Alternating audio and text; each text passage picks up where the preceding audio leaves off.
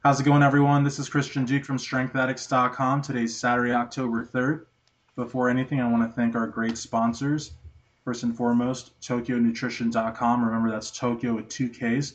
TokyoNutrition.com has a full line of supplements from pre-workout powders, whey protein, and test boosters. Make sure to check them out at TokyoNutrition.com and use discount code BUILDMUSCLE. Save 10% off.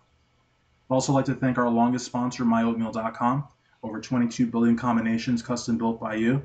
They also have a great peanut butter alternative called PB Lean, very contest prep friendly. Go to myoatmeal.com and use discount code SA15 and save 15% off your purchase.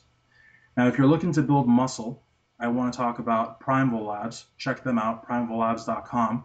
They have the strongest legal pro hormones on the market, from caps to transdermals. Use the discount code SA10 and save 10% off your purchase. And I want to send another shout out to our newest sponsor, sportprotein.com. High-grade egg white protein. You can add it to your shakes. It's also a standalone, high biological value, and it's great for you. You guys remember the bodybuilders from the 70s? They lived on egg protein. So check them out at sportprotein.com. Tonight, I'm super, super excited to welcome my good friend, IFBB Women's Physique Pro Zoa Lindsay, to the show. She's all the way in Okinawa, Japan. I think we're like 10 hours apart or something like that, which is pretty wild, but we made it happen because I've been wanting an interview with her forever. So here she is. Zoa, how's it going tonight? Hey, Christian. I'm doing great. It's Sunday. You guys are on Saturday night. I'm on Sunday morning, which means it's my food prep day. So I've been cooking up a storm this morning and just excited to be here. Awesome. Well, thank you so much. It's so hard to plan when you're, so many hours apart, but we made it happen. So I'm really excited about that. So as I was telling you sort of off the air, I guess, this whole concept of on air, off air is all new to me. But as I was telling you, I feel like I'm at a radio station or something, like you're on the air. But no, I do have a canned question. It is a boring question, but I think it's a good one. It's a good way to start everything off. So I'm going to go ahead and ask you if you could share with us when and why you first got started weight training. And then you could tell us who or what inspired you to get on stage, compete. Even though they're canned, I think they're great questions because I think everyone's a little bit curious about, how did you get from here to there, Sure. and what motivated you to do that? So firstly, for me, because of the years I've been in the sport, I would like to say that it's definitely my reasons for continuing to compete are completely different than when I began my journey. But the thing that's consistent throughout the whole throughout all the years I've been doing this is the one thing that drives me, and that is I love the lifestyle and the discipline of the lifestyle and the challenge of being my best. So, a lot of people might have entered the gym because they were the small guy in the gym and they want to gain their confidence, right? Or Sure. Some people just like lifting heavy things. Some people had an injury and they rehabilitated it and then they decided they like the sport. For me, I've probably had, a lot of those different reasons that have changed over time. For me, when I started, it was, I was already doing athletic things. I was racing bikes and, running half marathons and doing a lot of crazy stuff. So there's that part of me that liked doing crazy stuff. But at the same time, I was struggling with, I would say, like a lot of eating disorders. And people can read it on my bio too, on my website if they want to head over there. What's the website address?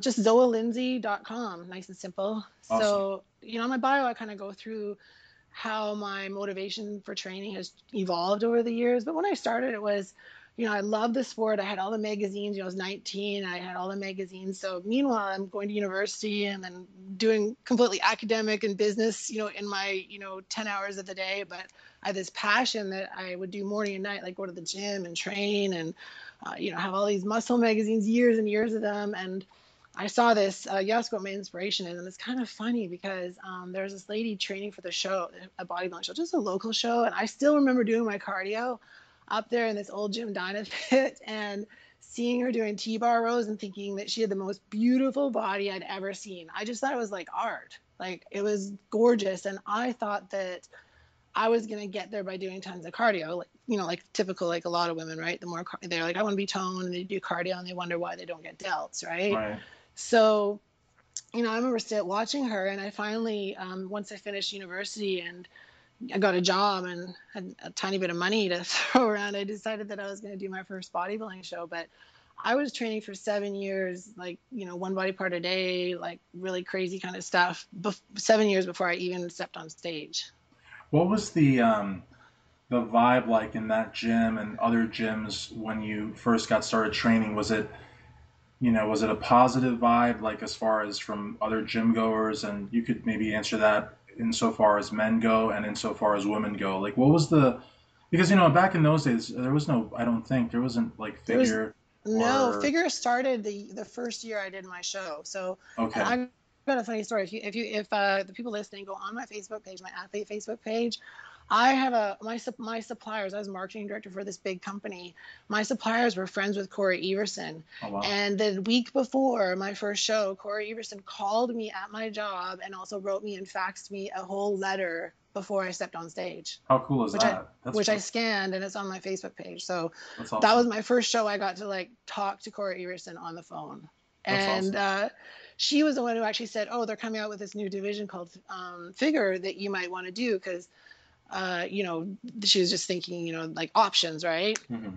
But yeah, they didn't have Figure, so there was no choice. When women were training in the gym when I started, it was like, well, you're bodybuilding. If you were training hard and lifting heavy weights and eating chicken, you were a bodybuilder. Like there was no option. There wasn't like, hey, Sure. well, no, I'm physique. And fitness. Not only was there no option, but I think that in those days, like, I still think that in a lot of places women's bodybuilding is very popular, but I think in those days even more so. And like John Romano and Dave Palumbo and people like that, would tell me all the time that in the 80s and 90s, even up into the mid 90s, women's bodybuilding, it was like the women that competed were like superstars, you know what I mean?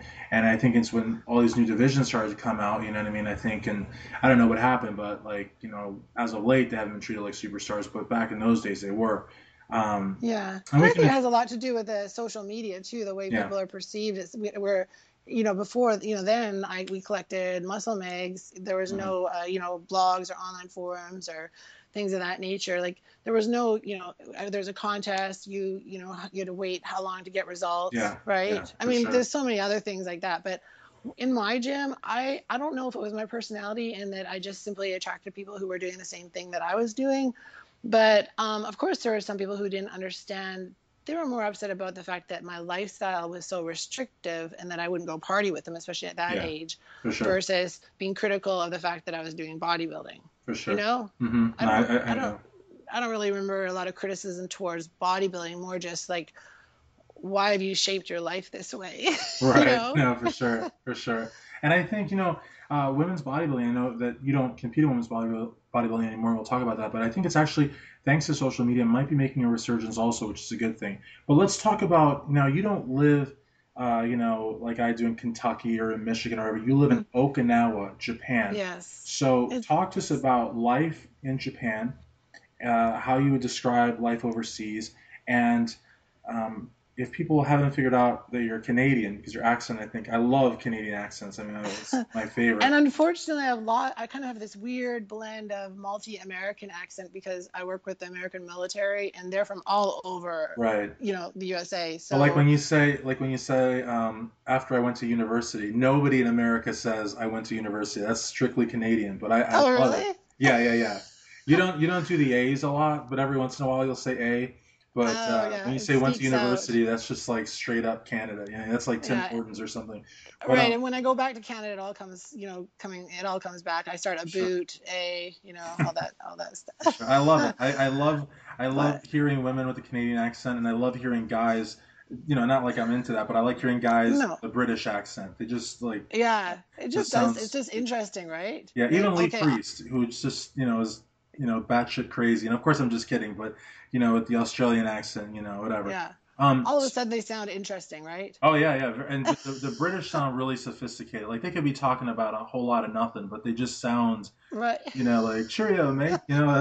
So That's so funny. You know, it's funny because so back to, you know, me living in Japan and Okinawa, what people may not realize is that Okinawa is actually another flight away from mainland, what people think of as Japan, so like Tokyo, right? You know, or Hiroshima, or, you know, the things that Americans might be familiar with. So I'm actually another, you know, 3.5 to 4 hour flight plus the travel time. So even just to get to mainland Japan for me is, you know, 8 hours out of my day. So by the time I get on the flight, like say if I'm coming to compete, I left my house at 8 a.m. and I'm just getting on the flight at 6 p.m. to actually leave Japan.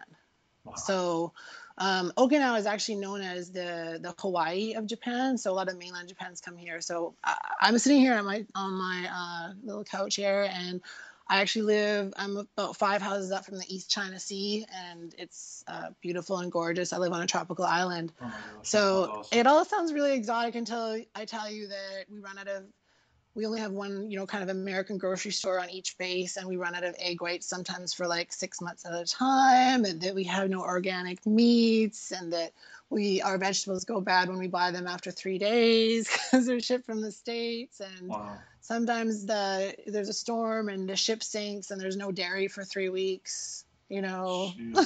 That sounds pretty drastic. I thought you said the ship was late, but the ship sank. Wow, so you never. You know, or you know, so all the dairy goes bad, right? So it's on this like certain schedule. For sure. And so like for bodybuilding, let me just, you know, we live what's considered off base, so we don't live on the military bases, but the Okinawa has I think it's over 50,000 Americans of all different divisions. So we've got Marines, Army, Air Force, Navy, and all their families and all the civilians that support it. So compared to mainland Japan, there's a lot of American feel to this place, although of course, you know, we are in Japan and, you know, all the businesses are in Japan, but a lot of the businesses here are tailored to the Americans or tailored to tourists. So there are, you know, some things that feel somewhat familiar here, but we are definitely a different country. So, you know, for me, you know, my life is, it's hot here. It's, we maybe have 1 month a year where we wear jeans. So it's a good motivator to stay in shape, right? For sure. It doesn't sound anything like Canada, by the way, but yeah. No. I basically, you know, had heat stroke my first 7 years overseas. So my husband was saying, like, when are you going to get accustomed to the heat? And I was like, I really don't know, because it's 100. If you go outside either in July or August, it literally says 100% humidity and feels like 140 degrees. Good God. That sounds very inviting. Yeah, it's super inviting. So, you know, all the pretty pictures now, you know, after living here, when I see pretty pictures of like beaches and tropical, all I think is, oh God, it's got to be hot there, you know? Yeah. So, but I have gotten used to it. And I think no matter where you live, you have to come to the point where there's good and bad, you know, and kind of like embrace the good and accept the bad or the negative, because that's, without being all philosophical, that's kind of the yin and yang of life. So for sure. The nice part about being over here is I may be isolated, but because of the community, it's military, new people come every 2 to 3 years. So there's like fresh people every 2 to 3 years. Yeah, for sure. Okay, the negative of that is you never, like, you know, you might have a group of friends that you see all the time, or a group of people you always go out with. We never do over here because they're always leaving. Yeah. So the positive to that is I have friends all over the world who come to my shows and I get to reunite with, just because of my life being overseas in the military community, which is really like a big family, you know. So it's a very, if I were to try to explain it to somebody, it's very difficult to conceptualize how different it is. It's not, you know, like grocery, you know, we were talking beforehand about grocery shopping. Well, you guys just go to a store, any store 5 to 10 minutes away. Like my store is, you know, a 30 to 45 minute drive away. I would need to go once a week. I don't want to go too often because I don't want to drive back and forth. Right. If there's egg whites there, I'm going to load up for like 3 weeks. I have an extra fridge just in case they run out. Do you like freeze them or something, or? Yeah, I freeze them. And, sure. You know, there's a lot of planning that has to go into, like, I do a lot of my food online ordering. So just things that you might take for granted, like, you know, foods that I see on Facebook feeds or whatever, I have to order everything and A radio, we don't have, there's one military radio station or military TV. So don't ask me what the latest songs are. I listen to like internet, you know what I mean? Like I listen to internet radio. So, there's like every aspect of our life is affected, No, with for this sure. different life. But But, but if you get bored, you can train, right? well, and that's the thing, the funny thing is when I married my husband, we met online. That's a whole nother story. Cool. He was like, what do you need? I said, I need chicken and a gym. Right. So we moved there, and I realized after moving, I was like, oh, but I guess I do need some friends, and I Right. do need Yeah. a few other things. But That would be nice. you don't really know what you need until you don't have it. So I think being overseas has shaped me and taught me and made me wiser, more patient. Japanese Sure. people are polite and kind, and when I go to the States, I just feel like everyone's in such a mad rush and too abrupt for me. I So gotta I guess a ask you part, this. This is not polite, but I gotta ask you this. yeah. In movies, sometimes or maybe I don't know. Like, do Japanese men walk in first or no? Um, there's actually a reason for that. Okay. It's funny, a lot of the things that we might consider rude, and somebody might correct me, but I remember having this conversation with the Japanese person, and Japanese men walk in front of the women, and to me, I'm thinking, well, that's rude, right? Hmm. Well, it's their history, I guess, has made a situation where that is the man protecting the woman in case Oh. something were to happen. He will confront the situation first. Oh wow, that's pretty cool. Like chivalrous. Yeah, yeah, yeah. That's Yeah, cool. so what we might think, that's why you have to be really careful. The more, if you have opportunity to travel, it's great because For the sure. more Yeah, you you broaden your travel, horizons. Yeah, yeah. yeah, it's easy to make judgments. Like, Hmm. oh, this is the best country in the world. There's like amazing things about each country For and the sure. people in it. There's not really a right or wrong. Hmm. Yeah. So Well, I try to like I'm always on Wikipedia and reading books and that, but that one thing, I've never wanted to ask like a Japanese person, and I don't know. So I'm glad you told me. Plus sometimes now I'll remember it forever, and everybody that listens to it will remember it, and I think it's a cool thing. So let's talk a little bit about, now, as you said, you got started in women's bodybuilding, and of course we know that you transitioned to women's physique, but we'll talk about that a little later.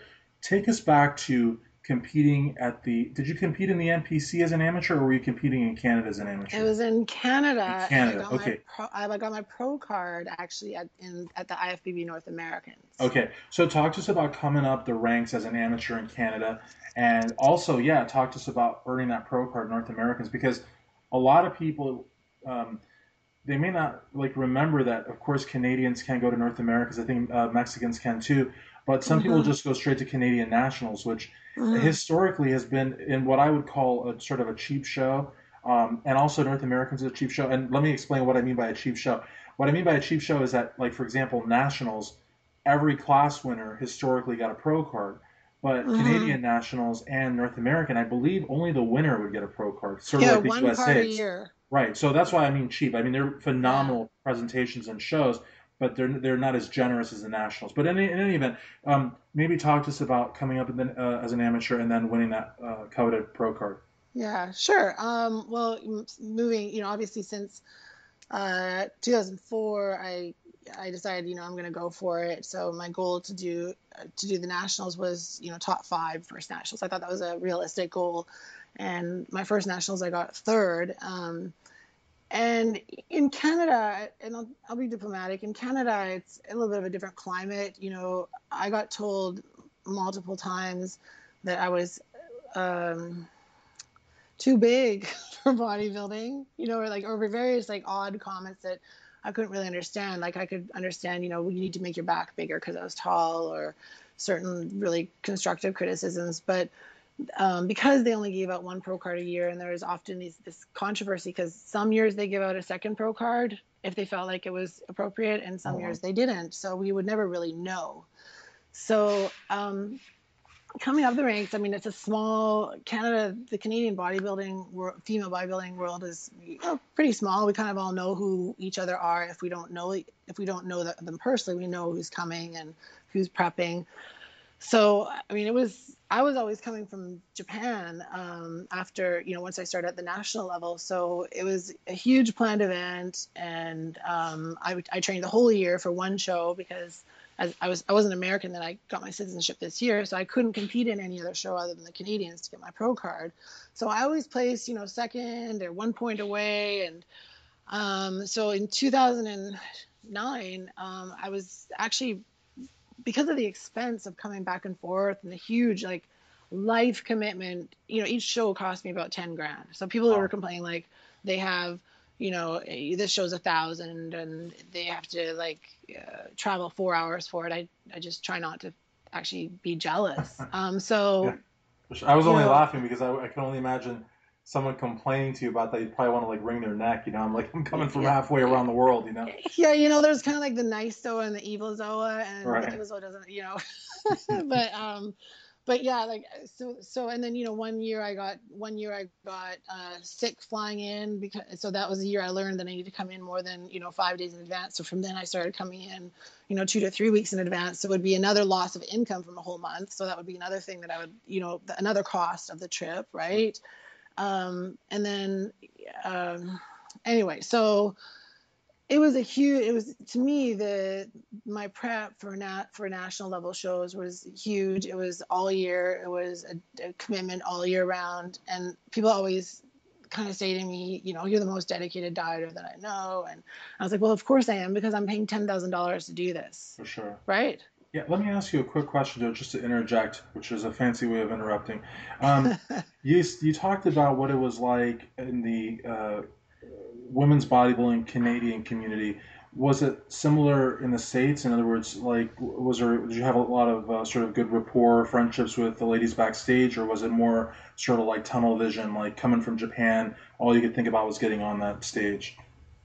Well, on my end, I mean, I can't speak for the ladies, but I've made some lifetime friends out of my relationships that I made, that I had at the nationals, and still friends with them, of course, on Facebook or long Sure. distance. But for me, I'm not sure what their motivation was coming in, and maybe they had more tunnel vision, but I always considered my tunnel vision to be all year round, and the day of the show, or the days preceding the show, were the time that I was going to enjoy myself. So I really was probably one of the weird ones backstage, saying hi and how are you, and Awesome. Yeah. how's it going? And Because for you, yeah, and for you, like you were saying, there was so much more at stake.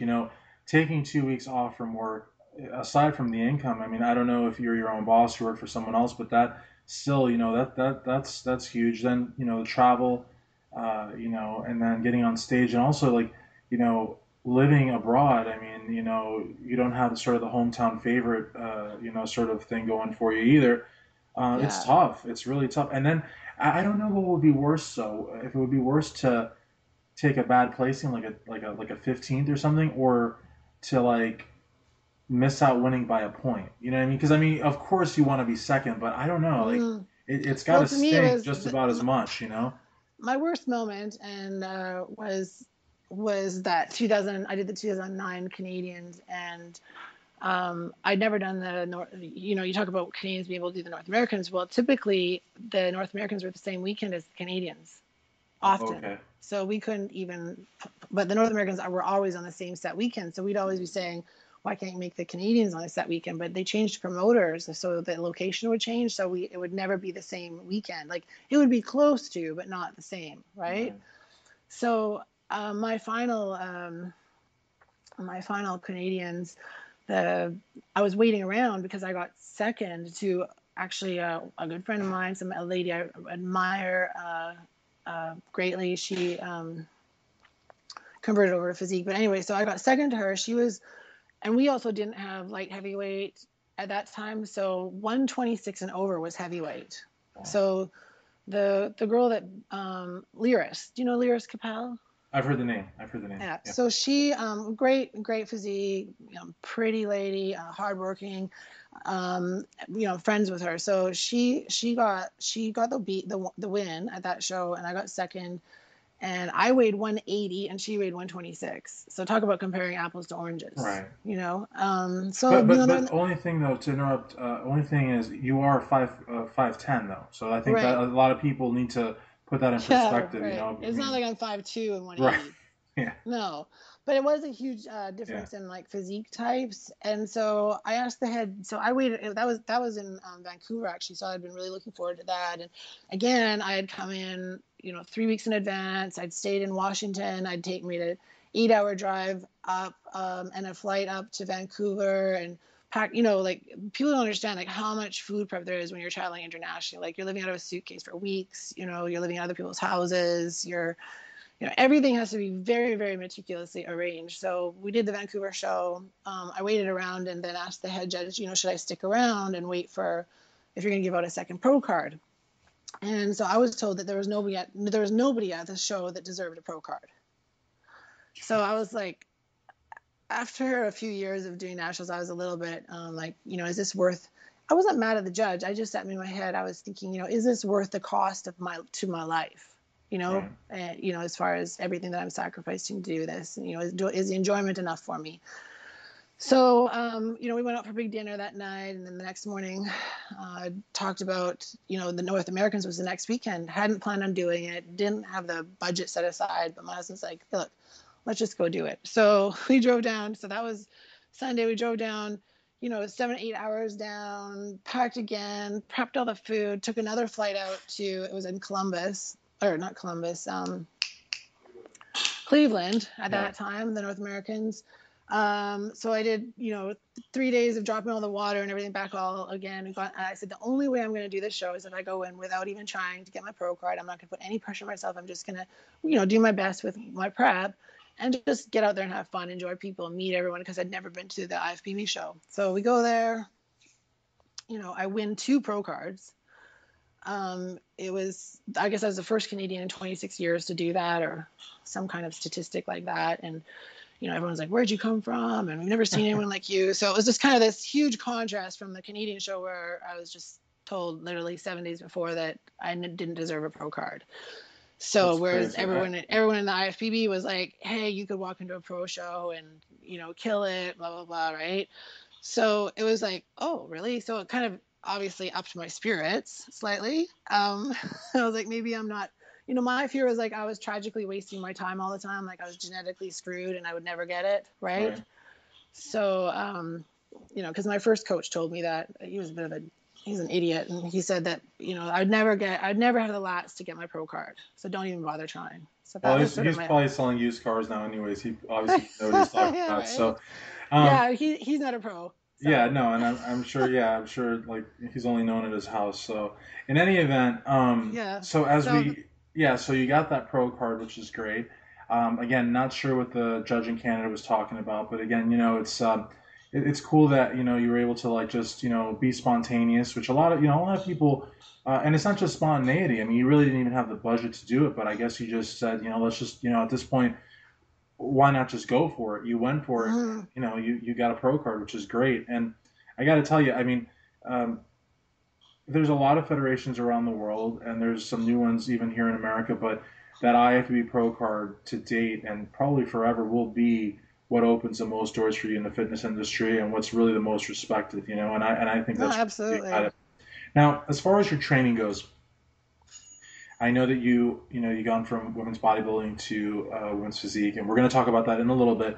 But I want to ask you what your approach to training is to building muscle, and what your thoughts are. I hate to ask you this because it's so like ridiculous that we have people in this world that attribute a gender to muscle. But what's your take on femininity and muscle? So training, and then femininity and muscle. Okay, those are great questions though. So training has obviously, again, I'm sorry for keep putting this caveat out there, but anyone who's been training for a long time will know that your training has evolved over time. So based on your knowledge and life and injuries and things like that. So, for me, in the past, it was always about building more thickness through my body to create a better illusion because of my height. At 5'10", if you put on 5 pounds of muscle, you really can't see it. You got a girl who's 5'3", you can see 5 pounds of muscle. So my training has been always trying to get that a little bit thicker, but still keeping that nice sleek shape. Like I love that classic kind of look. So right now, though, my training, again, being in physique, I wasn't one of the, a lot of girls were like, oh, so did you stop training to get ready for Physique? There's no way I'm going to stop training. There's just no way. It's not. So all I did is I kept training. I do my body parts. I might do 2 body parts a day. I had my reps higher, but specifically, I'd always be training for 1 body part. So it wasn't like arm day. I'd be like, okay, you know what? I need to look at my body after every show when I'm really lean and I can see, and I can be like, okay, I need a little bit more roundness in my rear delts, or I need more thickness in my, my rhomboids, or I need more chunkiness in my abs, things like that. So it's always my training is really shaped from an analysis of my physique. Absolutely. So it's also changed over time just because of my injury. In 2010, my neck blew up. So I had a fusion, my C6, C7, and I had nerve damage that took 18 months to get back. That's actually an injury that I don't hear of all that often. I mean, I hear about delts, I hear about abdominal tears, that kind of thing, hernias, but Yeah. not the neck. So that's got to be. Well, it's let me just put it this way. I've had I have a torn, I have a torn labrum. I have all the other normal bodybuilder injuries, but this was it actually blew up like 2 days before the Ms. Olympia. So I was in the 2010 Ms. Olympia.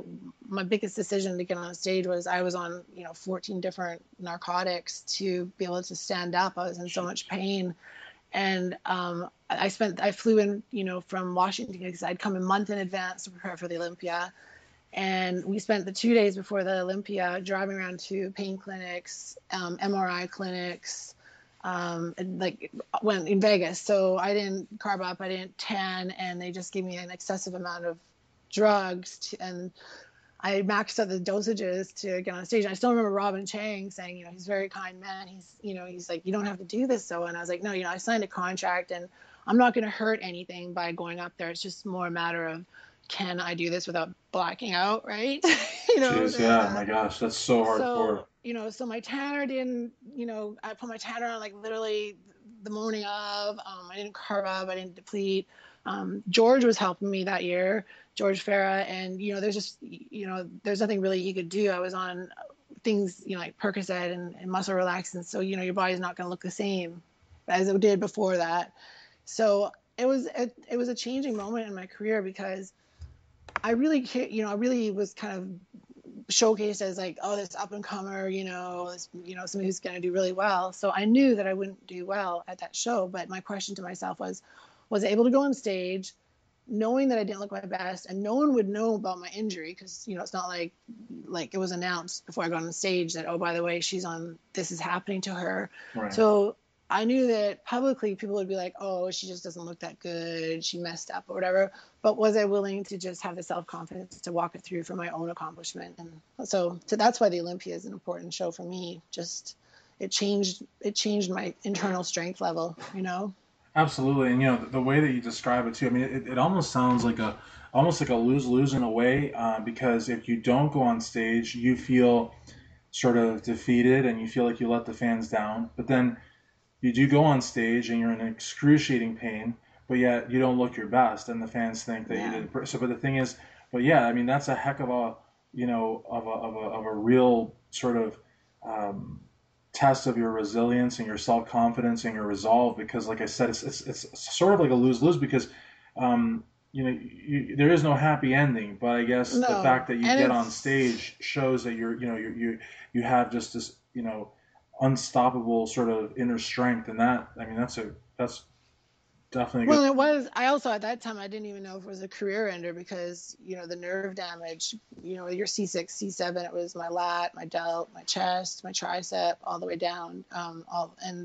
So I didn't know. So I was like, if this is gonna be my last time on stage, it's for me. It's gonna be for me. So so then from there I went and did a guest posing at a military base in Japan, and just hit the ER for a reload of my drugs. And then within 2 weeks, I was on the operating table, and they were pulling my disc out and putting in cadaver bone and titanium plate and 4 screws in my neck, and a year and a half of not knowing if I'd ever be able to train the way I used to train. Whose bone do you have in you? Do you know? I don't know, man. Somebody's. Oh my God! Could you imagine if it was like somebody like know, like Elvis or something. I mean, well, actually, it couldn't because I don't know if it'd have I to don't be a know where woman, they I'm might. sure. Yeah, I don't I know. don't think so. I don't know. No, But all I knew, who knows? It might be Janis Joplin or something. Who knows? You know. who knows? Maybe I'm carrying like the cellular, dedication and memories of somebody in my neck. I don't know. Who knows? Yeah, But and you're living through you. You know. Who knows? crazy. Yeah, that's crazy. Oh yeah. So let's talk about the idiots, or actually, I don't want to bias you. Femininity. I didn't Yeah, mention femininity. femininity. Yeah. What do you say? Okay. Like these guys that, or actually, you know what? I'm being sexist now by just saying it's guys, because there's probably a heck of a lot of stupid women out there Yeah. too that think that muscle is masculine. So what do you what's your take on femininity and muscularity? Well, it was interesting because yesterday I made this post on my Facebook athlete page about people who criticize online. So if people want to check that out, it's actually Sure. because I normally if somebody says something negative, I just delete and ban. It's just like kind of like a joke. Like I have a banathon. If anyone you want to put something negative on there, well, banned. I don't even address it. It's just not even worth my energy because I have so many people who are inspired and motivated by me, pushing through my injuries and continuing, and what I put out there. So Of course. why would I even pay any attention to it? But my personal feelings are, I think that people make choices that fit into their life, and I think that people, we should. Me watching people who, say somebody wants to be really muscular, or somebody doesn't want to be really muscular. I feel as a female bodybuilder coming from that past, I have very little right to judge any choices anyone makes in any place of their life, as long as it doesn't hurt other people, of course, right? For sure. But that whole judge not lest you be judged, right? So with that in mind, you asked me what do I think about these people, the femininity and all this stuff.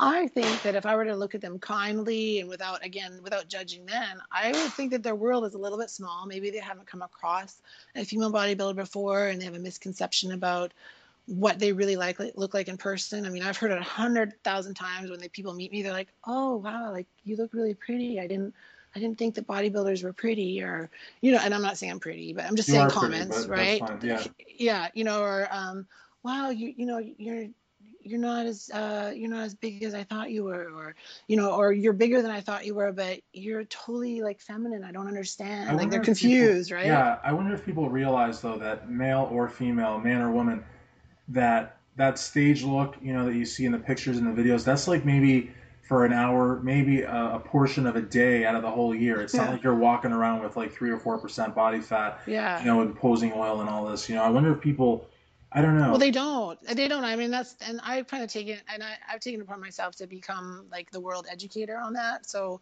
I think that's why, my Facebook page is busy too, is because Very I busy. really, I really try to show that part, like how my body changes. Like I put up a fit picture a couple of weeks ago saying, I'm going to show you what I look like going from 3% body fat to 14% body fat, and that it's the both looks are okay, For sure. and one isn't. And again, the feminine and masculine, I mean, it really just depends on how you grow up. Like maybe you grew up in a culture where, for example, here's a perfect example: Japanese. The women don't want to be big; they're tiny, right? Because Right. they're just a tinier people.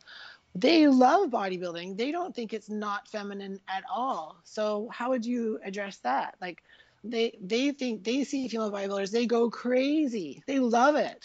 That's awesome. That's really They just cool. don't want to do it themselves because it's not really part of their lifestyle culture, but they're probably, I mean, I have never seen any negativity from Japanese people. That's awesome. So maybe that's a cultural thing. It might be. It might be. But, also I think this would be a good spot too, since we've talked about training and we've talked about, muscularity and such.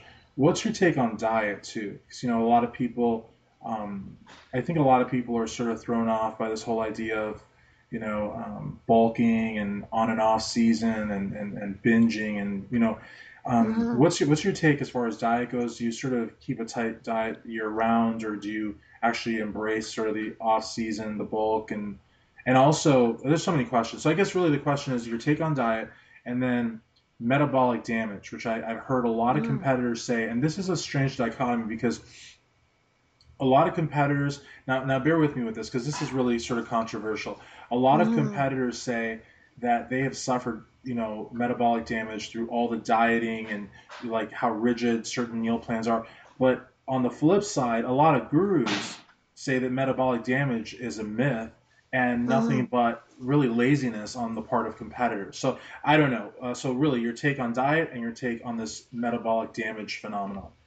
Well, I'll just say initially the truth is probably somewhere in the middle Okay. as far as who's saying what, and I my nutrition, I'll start with that and then I'll get into the Okay. metabolic diet because Sure. I coach I kind of look at nutrition as a way it's not medicine, but it's a way we keep our body healthy. So just it's not about counting macros, but like what kind of food are we taking in and what kind of variety of food. So unfortunately, there are a lot of inexperienced coaches out there who well-meaningly teach their clients misinformation, and so you end up with these situations. Sure. And we For hope they're me, well-meaning, right? Because we don't. Yeah.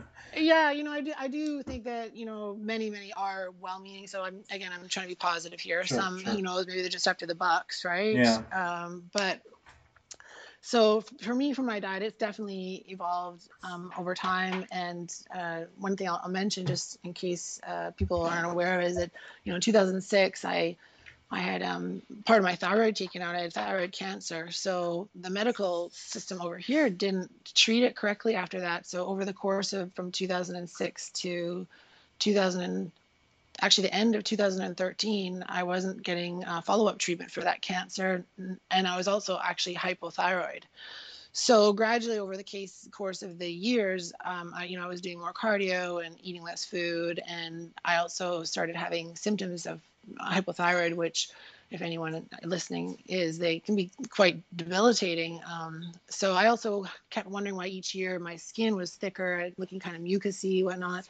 Well, as soon as I got on my thyroid medications, within 1 week, my waist went down 1 inch and my face actually looked bony again. Like when I would used to diet, it would be 2 weeks before a show, and my face was very like not dieted looking.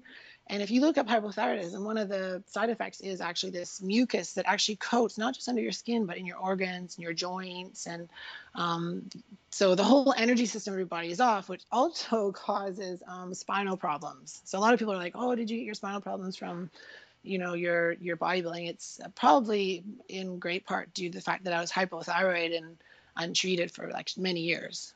We actually had So, someone, one of the previous guests, I think it was last week or the week before last, actually had a similar issue with the thyroid and actually didn't know what the mhm, issue was. She said that she was very lethargic and, she didn't have any energy and she actually went into like a depression and this and she had no idea. And mhm, she went in, expecting one thing and the doctor said, I have a pretty bad thyroid issue. And she tried to do it yeah, holistically. And again, I think she ended up having to take medication because I don't know that yeah. holistically it might be possible. I don't know, but Well, let me just put it this way, and yeah, this is an educated response.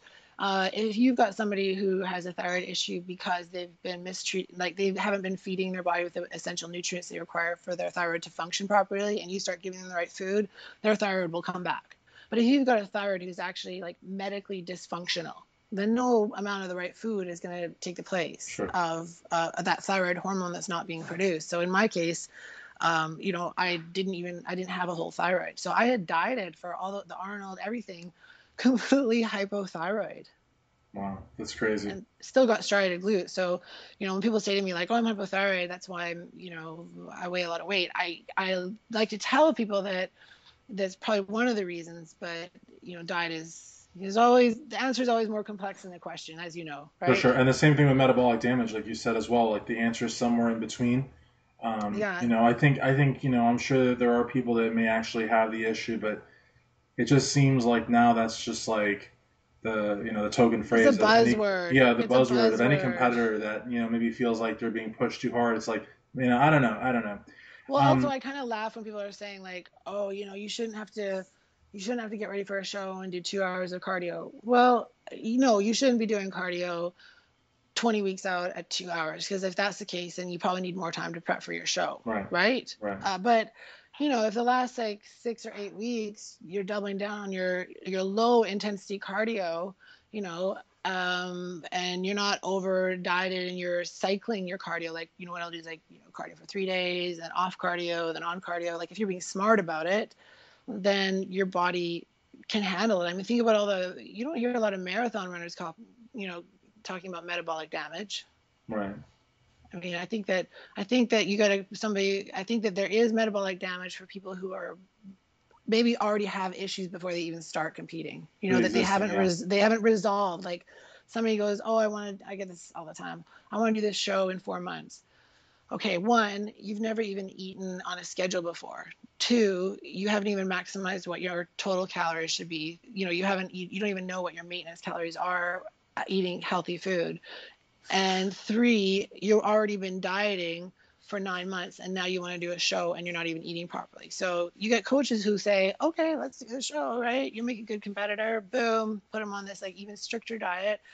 And there's really nowhere to go if somebody's already doing 45 minutes of cardio and eating only 1,400 calories a day. And then, where are you going to go with that for the next 12 weeks? And those coaches, you wonder if it's, whether they're chasing the buck, whether it's a pride thing and they don't want to tell the athlete no, so they're going to do whatever it takes, or whether they're just stupid. You know what I mean? I mean, if someone's been training, dieting that long, I mean, they're pretty much in desperate need of a break. And so what are you going to do? Just like, yeah, it's usually not like what I'm saying is like with a first time competitor, it's usually not smart dieting. So they're like, sure, oh, I've been doing Beachbody for 9 months and I've lost 30 pounds, right? But meanwhile, they've been under eating, they've been over cardioing, they don't even know how to weight train. And they're like, hey, this show's coming up and I want to, it's on my bucket list to do a show. I'm 16 weeks out. Can I do the show? And my answer is just no. So right. you got coaches who say yes. So then what happens is this person who's already psychologically and physically depleted does a show, does it, she gets on stage, rah, rah, rah, she looks okay. Then she's just waiting for that moment to be over because she has, she just wants her life back, right? So Sure. the family, they all go out, they start eating, all her friends buy her goodies and treats. She automatically stops all her cardio, doesn't plan her meals anymore for the next month, then her hormones go all out of whack and boom, what do you think is going to happen? For sure. Yeah. I mean, the writing's on the wall. Yeah. Right? So let's jump to another question now, because I could talk to you all day. Yeah, And sorry. that no, I'm too wordy. no, it's fine. It's fine. Originally, we had planned on a half an hour. We're like at 45 minutes, but you know what? Oh, We can go. geez. Who cares? We can I'll go. go. Like people are gonna listen. Like the fans of Muscle, the fans of Zoa Lindsay, they're gonna listen. So I just want everyone to know we had intended to do 30 minutes, but Yes, sorry, so everybody. far I've never been able to do a 30-minute interview, and this is probably gonna be like an hour, maybe an hour and 10 minutes. I don't know. We'll see. Let's talk about going from women's physique excuse me, from women's bodybuilding to women's physique, because you are one of the few ladies that has actually been able to do the transition. And what do I mean by that? Is that wow, this is actually I hadn't intended on doing this, but I'm going to say it. There's a lot of women bodybuilders that have officially, whether on their websites or social media feeds or in the magazines, if they're fortunate enough to get magazine coverage, that have announced their desires to do women's physique, but they've never actually competed in a show. They haven't been able to make the transition. So Right. you've been able to actually go from women's bodybuilding to the women's physique stage. You've actually competed a few times, and I believe you want to compete at next year's Arnold Classic, which I think would be phenomenal to see you invited. So talk to us about why you did that transition. Again, here I am, like the wordiest person in the world, but a few reasons, but I'll cut to the chase. One, when I began bodybuilding, I loved the look of like a really conditioned physique and somebody that I just saw as a sculpture. So when they first announced women's physique, it was actually when I was recovering from my surgery, my fusion, and the way it was announced was like very controversial, and people got all uptight about it. The death of female bodybuilding and all this. It could have been handled differently, right? Sure. But just for the sake of the athletes, but that's all in the past. So the idea of women's physique came about because you couldn't really change the judging in bodybuilding because bodybuilding is about the biggest, the most conditioned, the best. It's like the ultimate, right? Right.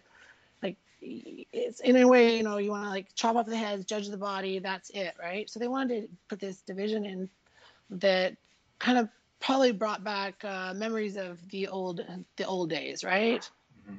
I think that was I think so too. Yeah. one of the keys. So they wanted to do that, and for me, my heart was always just in training. So when somebody said, well, if you want to do physique, you gotta stop training and do 3 hours of cardio and this kind of stuff, right? And Right. my body really can't handle doing that kind of length of cardio, or like what they were like, you need to do like circuit plyometric training, all this kind of stuff, right? So after spinal, neck surgery, and I have a 6-point lumbar radio frequency nerve ablation every year on my lumbar. So like I don't jump around. You know what I mean? Like Hmm. that's not my thing.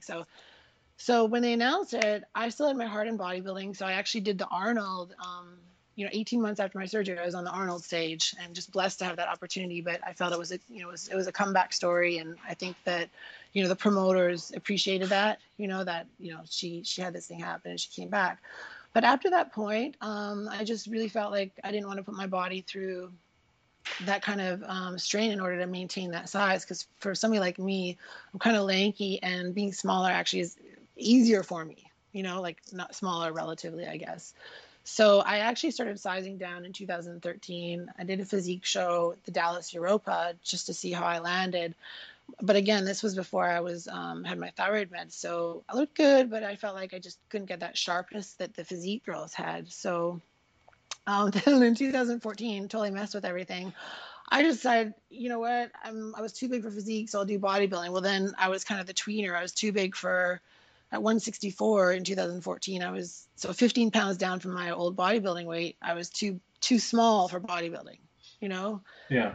You're like in So a gray area. Yeah. they call me a tweener.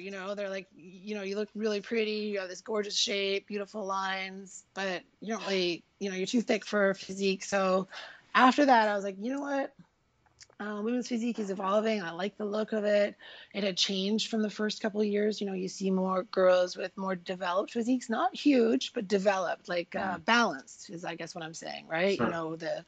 They had lats. They weren't just figure girls posing, which people were really confused about what the look was, and I totally get that. So as it evolved, I thought, if I can size down sufficiently, I might do okay, and it will fit into my life better. So that was sort of the bottom line. Like, how does it fit into my life? Because to me, the journey, I have to enjoy the journey, and I wasn't enjoying the chronic pain that I was going through, and pushing that heavy weight. It was just time for my body to do something that was more conducive to where it was at that point. Absolutely. And thankfully, physique came along, and there's like, it's filled. I mean, it's filled with beautiful, gorgeous physiques. Absolutely. Absolutely. And I think I like to say the word remiss, like Bob Chicarillo. So I would say I would be remiss if I didn't ask you this. But I would like to ask you, as far as talking about the beauty of the physiques and how popular the division is. I'd like to ask you about this year's Women's Physique Olympia, and sort of get your thoughts on, not even just so much the placings, but essentially we've had two physique Miss Olympias, Dana Lynn Bailey and now Juliana Malacarni on her second win. What's your take on, as far as their physiques go, and as far as other of the top ladies, like Sabrina Taylor and Tycee Coppett? What's your look in terms of the direction the division's taking with these ladies?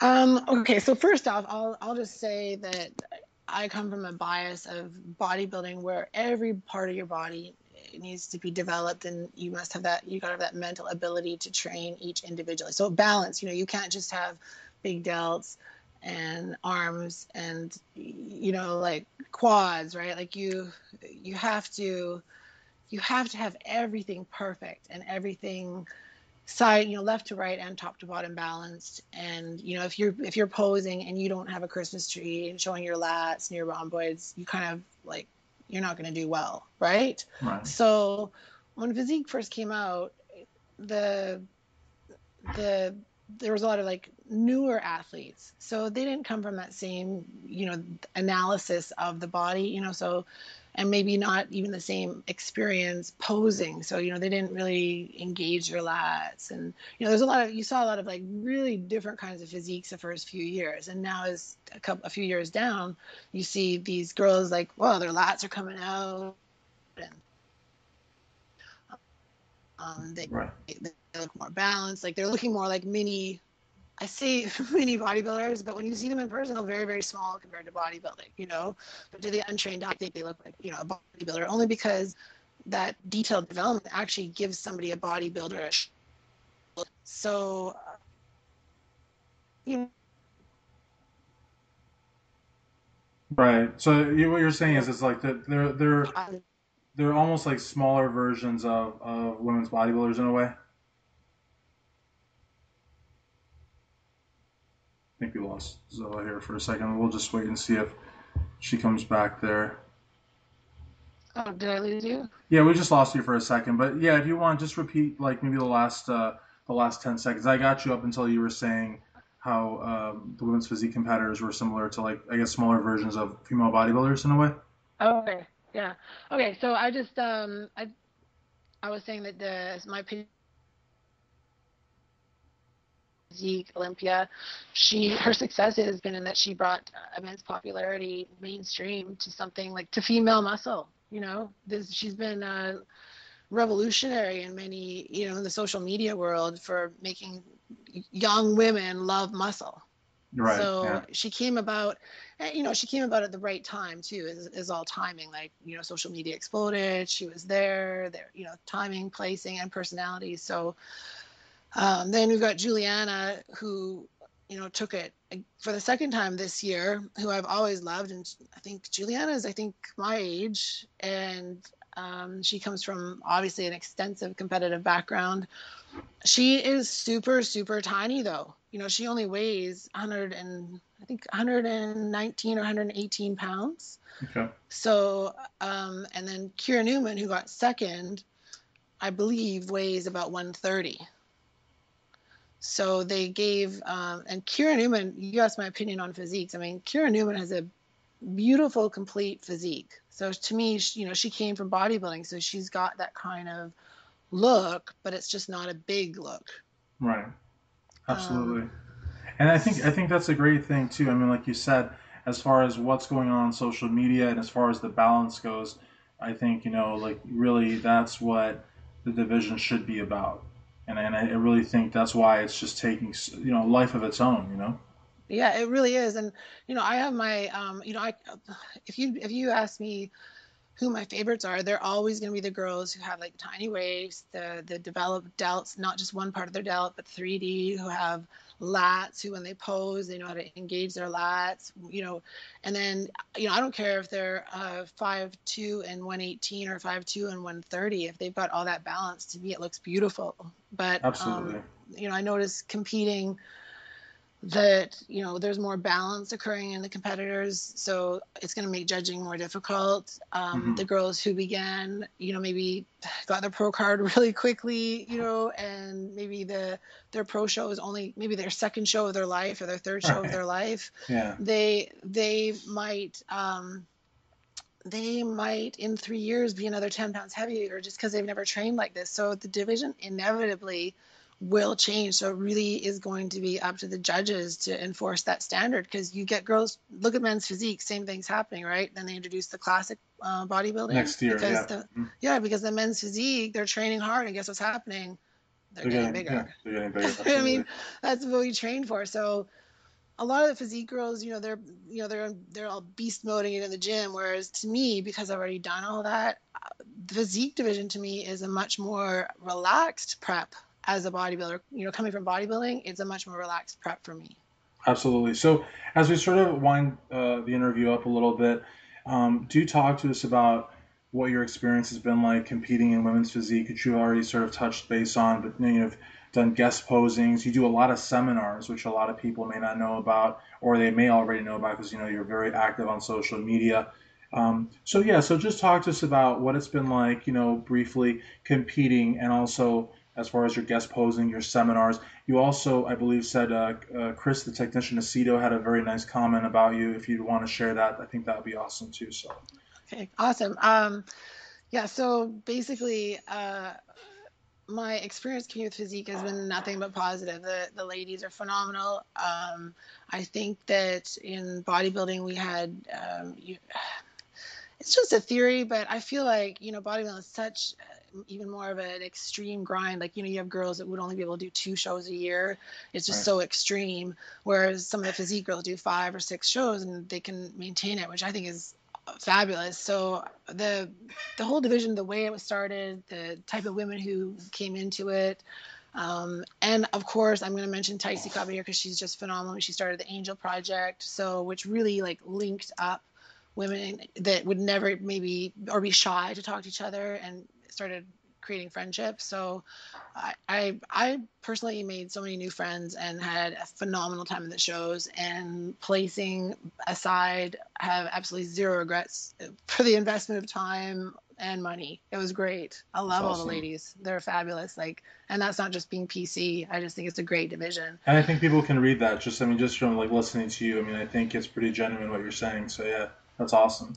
Yeah. So guest posing. I mean, I love to meet people. I mean, I really enjoy people. So after the 2 shows, I called it jokingly my world tour. So I maintained my contest condition went from Japan, Okinawa, to the San Antonio, then to Atlantic City, and then to Vancouver, where I guest posed in the same venue I did my very first show 15 years later. That's super which was cool. Very cool. And again, that was phenomenally fun, enjoyable, seeing people I hadn't seen for a while. Then we flew over to Nagoya, and they've got a new federation here, and we did guest posing there, which was I did guest posing there. It was very, the Japanese love bodybuilders, so it was just, and they're gracious and hospitable, so had a fabulous time. So yeah, I mean, if I can coordinate a guest posing around my contest prep or something, then it's actually really, really fun for me. I enjoy it, and I love creating something unique to entertain. So it's That's just something I awesome. like to do. That's Yeah. really cool. So real quickly, what do you cover in your seminars? Because I see that you put a lot. Actually, don't forget about real quickly. Just go ahead and say it. People are listening. Yeah. We've been talking an hour. They'll listen another 10 minutes. Yeah. Talk about your seminars. What information is available there, and also that comment by Chris Aceto, which I really think is definitely noteworthy. Yeah, it was my seminars. I mean, basically my background is especially with my issues with my healing with my neck and my thyroid, and working with such a large variety of clients here overseas and online. I have many online clients.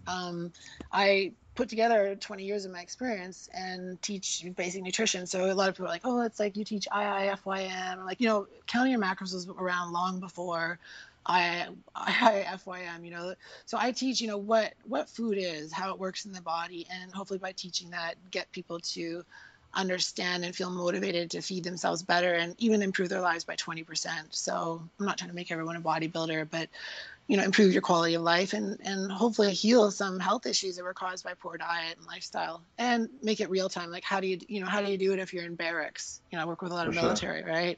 Like, how do you do it if you travel 2 weeks out of the 4? Right.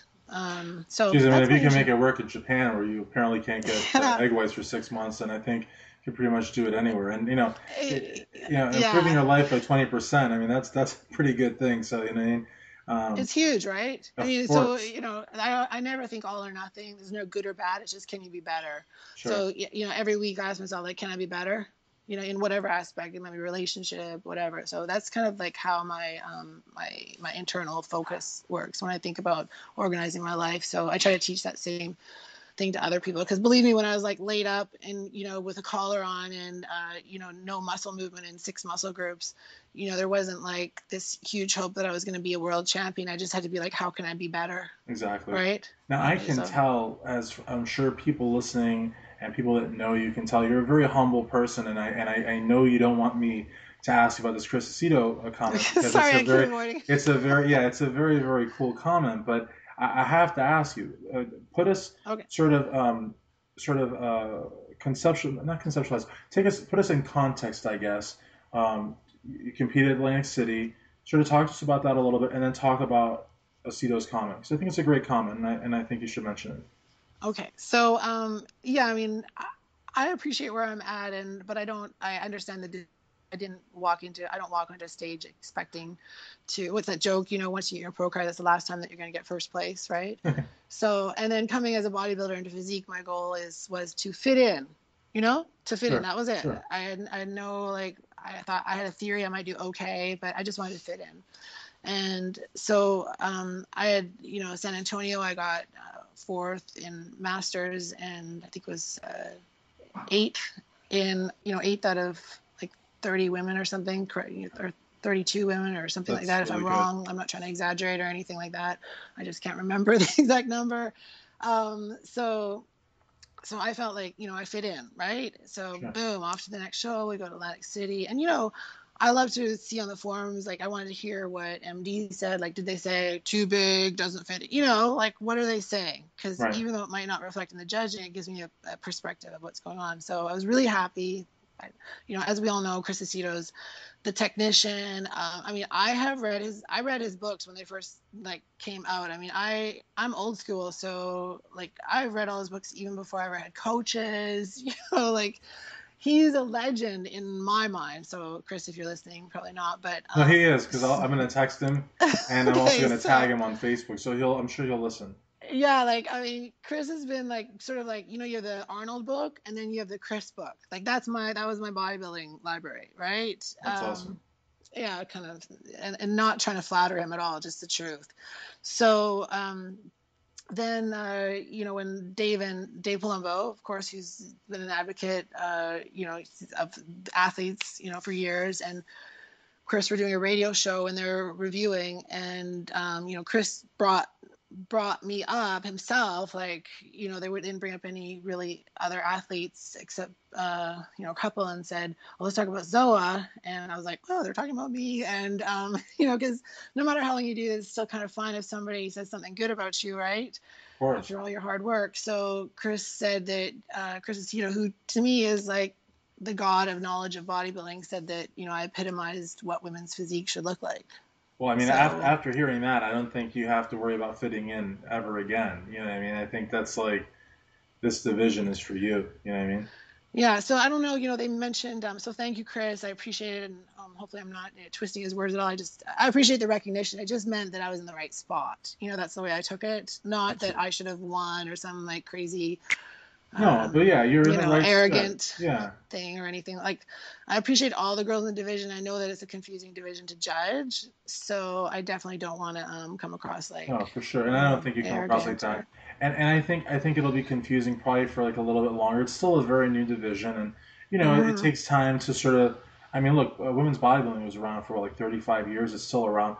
So you have a new division. It's still the newest one. So it's going to Well, take and a little also bit of time. now we're supposed to shrink. They said, bring it down 10 to 15%. So Well, I mean, I'm I don't know if that's going to happen. I mean, I don't know if you remember in women's bodybuilding in 2005, yes, they had the yes, 20% rule or something like that. yeah, never happened, right? Well, it happened one time when Yuxani won, and then I guess the year Yeah, after that they got rid of it because Iris came back and kept winning. So it was, yeah.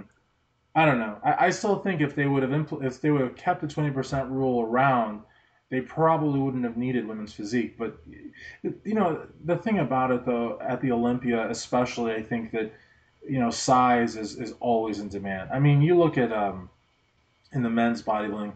You look at Big Ramy. I mean, again, great Hmm. bodybuilder. Should he have been fifth? I don't know. But 315 pounds. Damn, I know. Yeah, it's But like why people get criticized too. You listen, people are on one hand saying, "Oh, we don't want them to get bigger," but then when they get bigger, or if they don't get bigger, like people, I think someone was criticizing Phil because he never changes year after year, or random comments like this, right? yeah, yeah, People want these guys to get freakier, freakier, and freakier, sure. right?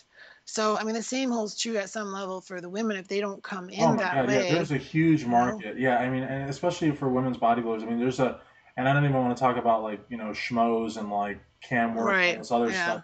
But there's a huge demand for bigger, more muscular women, and I think even though women's bodybuilding did go a little extreme there for a minute, it really actually it had gone a lot more extreme off stage. I mean, there's some women that are just really pushing the card. You know what I mean? But you know, there's demand for it. So it's kind of, I don't know. I think women's physique really is going to is really going It's to a be. new, I think it's a new bodybuilding. Like the way I I look at think it, so it's too. the, I mean, unofficially, because figure is undeniably getting harder also. yeah, Even crazy, the bikini girls. is starting to look a little bit like figure. So I don't know. It's it's an interesting scene. I'm So sure we could talk about it all day, but yeah, yeah, I I just mean, call when I describe physique, I tell people it's a smaller bodybuilding, and you allow girls who don't want to put on the size to compete on stage as a pro, sure. in a competitive environment. I mean, So, there's women. I mean, honestly, there's a lot of women bodybuilders smaller. And again, when I mean smaller, I'm talking about sort of muscularity, not height or anything like that. But mhm. I would say like yourself.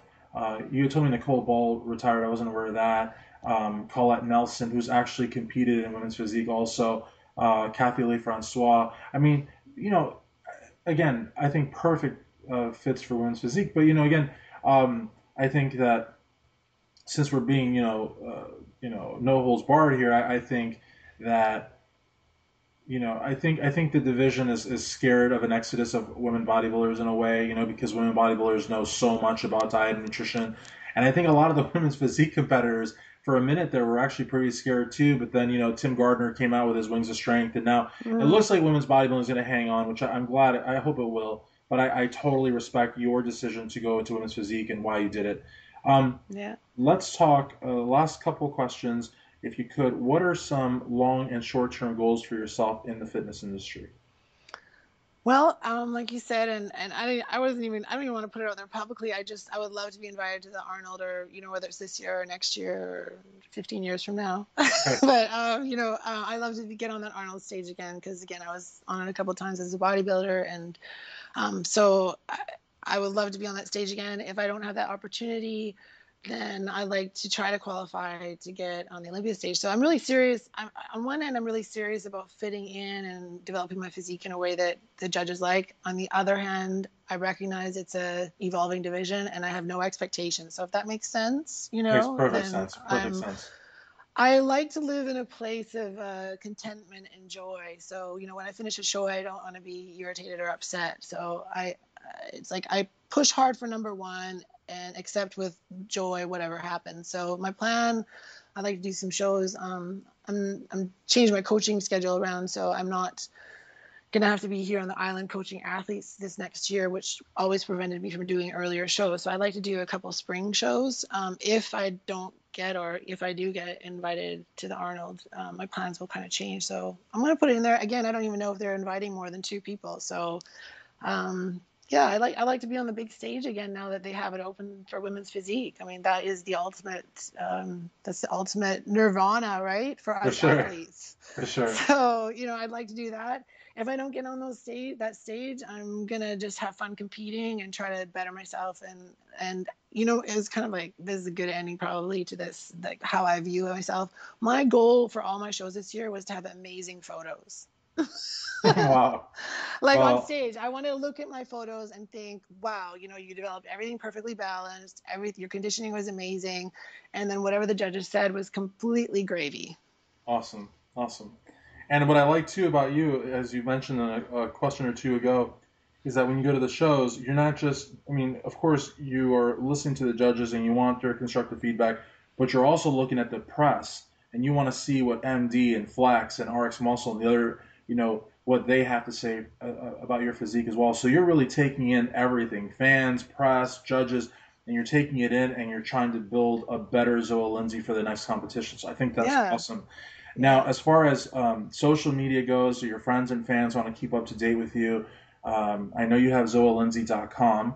Hmm. What about Facebook, Twitter, Instagram, all those other social media So, things? I have all that. If you go on my website, ZoaLindsay.com, I've got all the icons on there. So if you want to hit my Facebook page, just hit the Facebook icon. If you want to go on my Perfect. IG, if you want to go on my YouTube channel, so all those icons are on my website. My IG handle is Zoa Lindsay IFBB Pro. Pretty Okay. complicated, I know. It's not too obvious. So, and then my Facebook, like I said, is I tried to I wanted to get a lot of diversity on my page. So, I always called it Zoa Lindsay, not IFBB Pro only, but lifestyle coaching and wellness, Sure. to show there's more to me than just a flex page. So Right. on that page, I try to put training tips, and I try to help people, reduce the injury, get more effective training in just kind of a fun and personal way. No money. I've got no agenda in it. Just Right. something I like to do. That's So, awesome. And the yeah. last question, the most important question, and I totally mean that, if you could just take a moment here to thank everyone for where you are today. Like whoever you'd like to thank, this is the time. Yeah, well, I'll try to keep that short, but obviously the people closest to me who silently, you don't see it when, we don't put it on Facebook when we're discouraged or we need a kick in the ass, so to speak. So, I've got those people around me, including my husband, a couple close friends. I've got various coaches in my past, but my best friends, Darren Toma, helped me with my shows. My family, honestly, all the people in life that keep me honest and grounded, keep me real. I think, and of course, all the industry people who keep promoting the sport, who open up the door Thanks. for another interview. Appreciate Like it. I wouldn't. These are all like small things that layer upon and create who I am. So I've got probably 1,000 people to thank. I just want everyone to know on my Facebook page, I'm thankful for you all and appreciate the participation, and all the people close to me who smack me around when I need it. We all Figuratively need that. speaking, right. Figuratively speaking, yes, we don't have any like abuse charges or anything, Right. but yeah, so I think I like to keep people, have people around me that keep me honest and keep me real, and help me stay focused on, like I said, who I want to be, which is always trying to be my best. Awesome. Well, Yeah. listen, I really want to thank you so much. I don't even know what time it is over there. It's like That's 1:01 in the okay. morning right now, and I'm like wide Well, awake. But I'm I sorry. No, I loved it. It was great. So I really, really want to appreciate. What am I saying? I really appreciate you. See, I'm not even talking right. I really appreciate you taking the time to do this interview. Please stay in touch. Anything you do, of course, I want to help promote it. I think you have a great, great personality and a great mindset, and I think the women's physique division is, I think, very, very lucky to have you. So thanks Thanks, again. Christian. Yeah, Yeah, so you get some rest, and yeah. I'll be looking forward to getting this out there, and hopefully I have not bored to death No, no, anybody no. with my Believe me, ramblings. this So is going to be a much played interview. So again, thank you very much for IFBB Women's Physique Pro Zoa Lindsay, Christian Duke, StrengthAddicts.com.